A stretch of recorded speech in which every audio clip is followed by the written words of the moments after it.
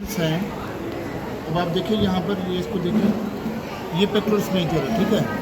Pectoralis major जो है वो हमारे पास 4 मसल्स हैं। एक मसल ये चारों इसी रीजन से ओरिजिन लेती हैं, 2 मसल स्केपुला पे जाती हैं, एक ह्यूमरस पे जाती है, एक क्लेविकल पे जाती है। टोटल 4 मसल्स, ठीक है।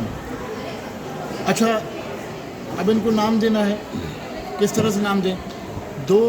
एक तो मसल ऐसी है जो it is just lying the below clavicle, इसलिए उसको नाम दे दिया गया सब क्लेविकल, सब क्लेविस।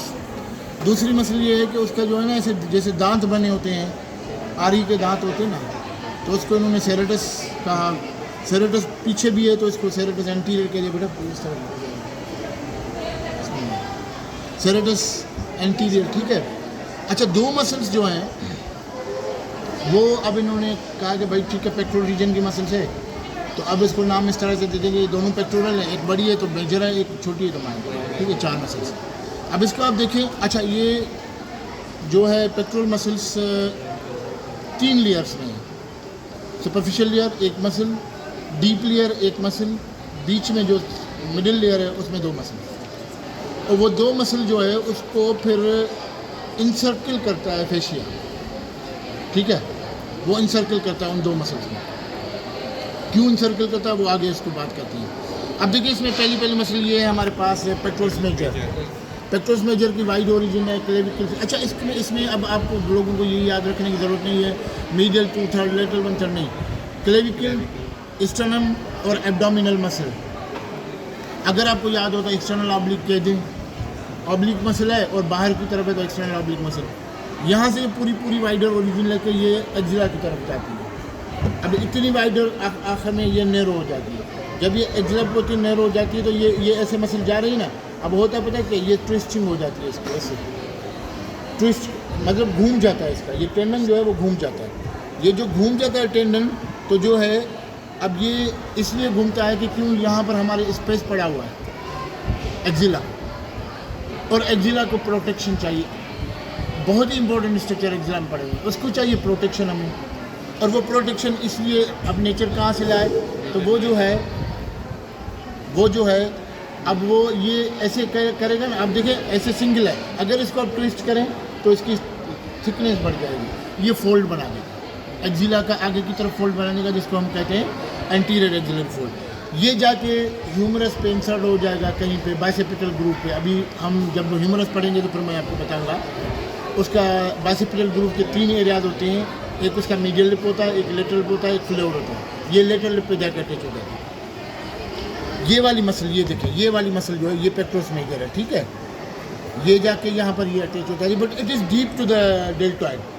इसका टेंडन जो है डेल्टॉइड उसके ऊपर कवर करती है, उसके डीप में चली जाएगी। अब ये मसल यहाँ पर पहुँची तो आप देखेंगे इसका एक्शन क्या हो सकता है। यहाँ से गई और पूरी इधर गई, ये मसल क्या करेगी, कॉन्ट्रैक्ट करेगी तो ये एडक्शन करेगी। अब ये लेटरल लिप है ना, ये और कॉन्ट्रैक्ट किया तो उसने लेटरल लिप को मीडियल की तरफ मूव किया, मीडियल रोटेशन, और इसने कॉन्ट्रैक्ट किया तो ये आगे की तरफ आर्म को ले जाएगा, flexion. 3 adduction, medial rotation, flexion, ये 3 एक्शन इसके होंगे, ठीक है। अच्छा, नर्व सप्लाई की हम बाद में बात, ये हो गया आपका सुपरफिशियल लेयर। अब हम आते हैं मिडिल लेयर पे।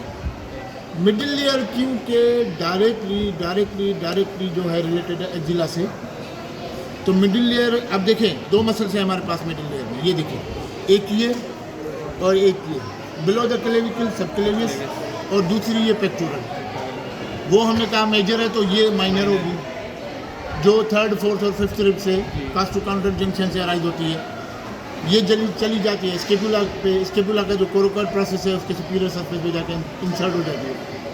और ये है सब क्लेवियस जो फर्स्ट कास्टोकॉन्ड्राइल जंक्शन से निकलती है और सीधी जाके बिलो क्लेविकल के जो है इंफीरियर सरफेस पे जाके वो इंसर्ट होती है। जहाँ पर इंसर्ट होती है उस ग्रूव को भी बोलते हैं सब क्लेवियन ग्रूव। सब क्लेवियन ग्रूव में पे 3 चीज़ें इंपॉर्टेंट हैं।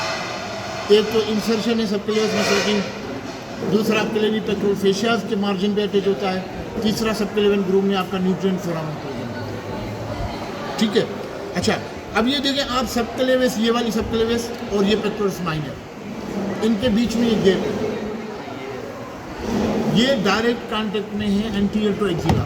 तो नेचर ने क्या किया कि अब anterior to axilla direct contact में है, तो इसका मतलब है कि हम ये कह सकते हैं कि it is actually farming the anterior wall of the axilla, तो बीच में गैप नहीं होना चाहिए। तो नेचर ने क्या किया कि fascia deep fascia of the pectoral region, it is called as the pectoral fascia.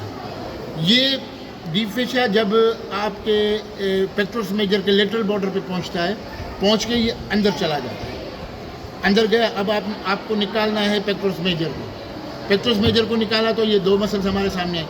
अब ये अंदर जो आया है पेक्टोरल फेशिया, अब ये मीडियल की तरफ रन करेगा। लेटरल बॉर्डर से आया ना पेक्टोरस मेजर के, अब ये मीडियल की तरफ रन करेगा। पहले ये स्ट्राइक करेगा पेक्टोरस माइनर को, क्या करेगा, ये सिंगल लेयर होगा, ये स्प्लिट होगा, इसको इनक्लोज करेगा। इसको इनक्लोज करके इसके मीडियल बॉर्डर पे जैसे ही पहुंचेगा तो ये फिर सिंगल लेयर बन जाएगा। ये सिंगल लेयर आगे जाएगा तो ये स्ट्राइक करेगा सबक्लेवियस मसल के साथ, फिर ये स्प्लिट होगा, फिर उसको इनक्लोज करेगा। और सबक्लेवियस मसल की इंसर्शन कहाँ पर है, सबक्लेवियन ग्रूव में। तो ये क्लेविपेक्टोरल फेशिया भी सबक्लेवियन ग्रूव के मार्जिन पे जाके अटैच होगा। क्लेविकल है आपके पास, अगर है तो मुझे दे दो तो मैं आपको बता दूँ, ठीक है। तो वो ये देखें यहाँ पर, ये आपकी क्लेविकल है ना, ये लेफ्ट साइड की है, ठीक है। इसके नीचे सेंटर पे बिल्कुल क्लेविकल के 3 हिस्से, मीडियल जो थर्ड है उसका इंफीरियर पार्ट, इस पे आपका जो है रफ इंप्रेशन होगा फॉर द कास्टोक्लेविकुलर लिगामेंट। लेटरल पे आपके ये इंप्रेशन और ट्यूबरकल कोनॉइड और ट्रेपीजॉइड कोरेकोक्लेविकुलर लिगामेंट के अटैचमेंट, उसके 2 पार्ट हैं, एक कोनॉइड पार्ट एक ट्रेपीजॉइड पार्ट। मिडिल पे इसका जो है वो सबक्लेवियन ग्रूव है।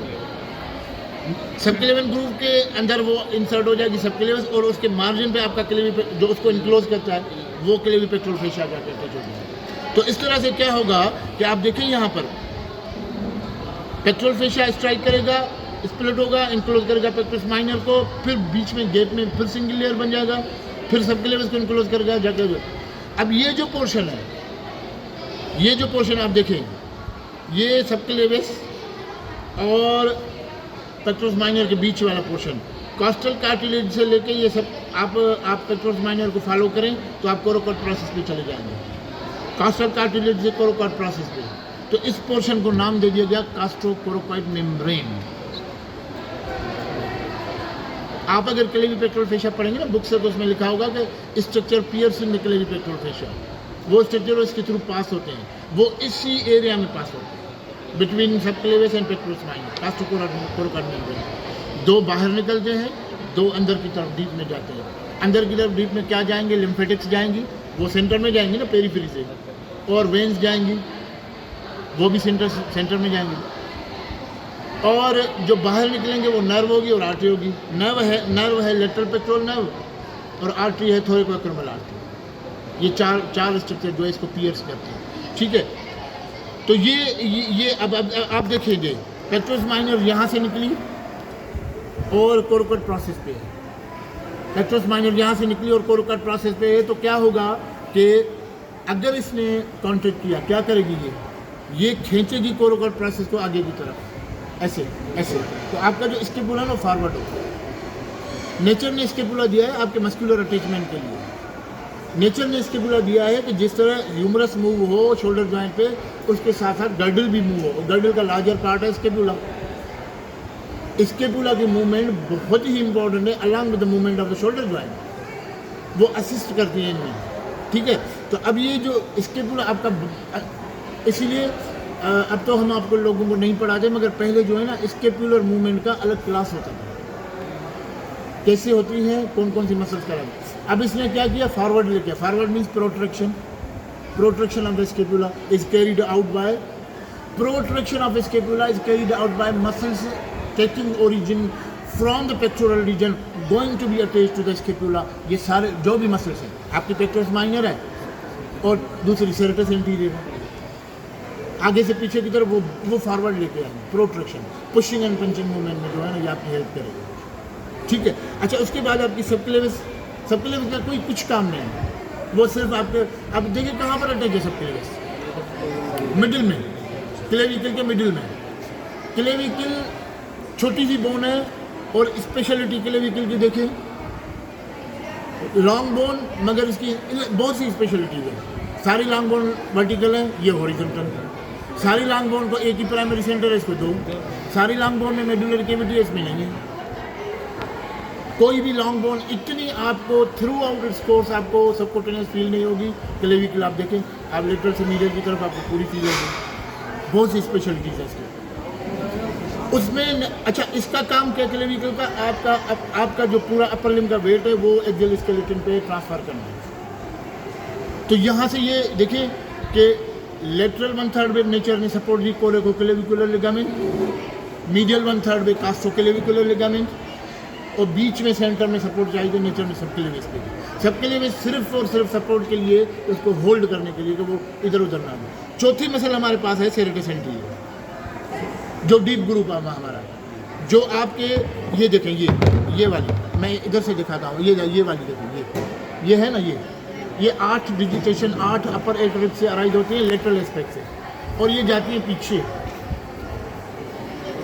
ये बिल्कुल रिब्स के क्लोज होती है ना, ये आपके एक्सिला की मीडियल वाल बनाती है। ये बिल्कुल पीछे जाएंगी, ये देखिए क्या करेंगे, ये पीछे जाएगी और पीछे जाके फिर वो एक्सिला और रिब्स के बीच में आ जाएगी और मीडियल बॉर्डर ऑफ स्केपुला पे जाके अटैच हो जाएगी। ये थोरेक्स में लाया करती है और इसका बड़ा लंबा अटैचमेंट है, तो जो नर्व इसको सप्लाई करेगी वो लंबा कोर्स करेगी थोरेक्स में, इसीलिए उसको नाम ही दे दिया गया लॉन्ग थोरेसिक नर्व। ठीक है, C5, 6, 7 3 रूट से निकलती है। रूट से कुछ नर्व निकलती है जिसमें ये लॉन्ग थोरेसिक नर्व भी एक है। ये इसका काम क्या है, ये मीडियल बॉर्डर पे अटैच होती है। मीडियल बॉर्डर ऐसे, ये स्केपुला पड़ा हुआ है, यहाँ आगे समझो कि आगे ये रिब्स हैं इधर, ये बीच में आके ऐसे जाके अटैच होती है। मीडियल बॉर्डर को it keeps medial border close to the thoracic wall ताकि ये बाहर ना निकले। ठीक है, दूसरा ये कॉन्टेक्ट करेगी जो आगे की तरफ ले जाए, वही जो पेक्टोरस माइन है, प्रोट्रैक्शन ऑफ द स्केपुला। अगर लॉन्ग थोरेसिक नर्व डैमेज हो गई तो क्या होगा, ये आपका मीडियल बॉर्डर ऐसे निकल आएगा, जिसको हम कहते हैं विंगिंग ऑफ द स्केपुला। तो ये जो 4 मसल्स और क्लेवी पेक्टोरफेशिया और उसको जो स्ट्रक्चर पीएस कर रहे हैं वो सारे मैंने आपको डिटेल में बता दिए हैं। ठीक है, थैंक यू वेरी मच।